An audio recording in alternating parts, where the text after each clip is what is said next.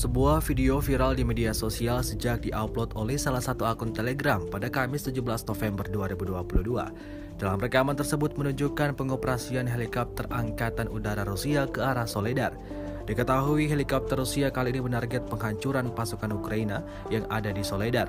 Penerbangan tentara Rusia didukung dengan serangan infanteri. Persiapan demi persiapan dilakukan untuk menggempur pertahanan Ukraina. Tampak segala jenis rudal dan peluru dipasang pada helikopter tersebut.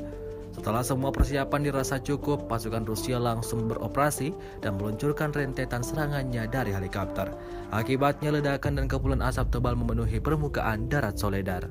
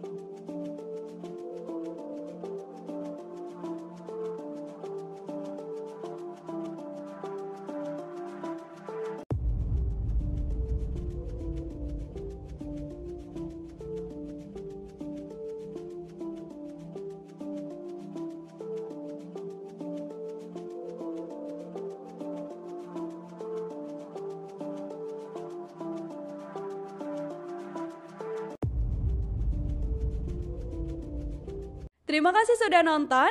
Jangan lupa like, subscribe, dan share ya.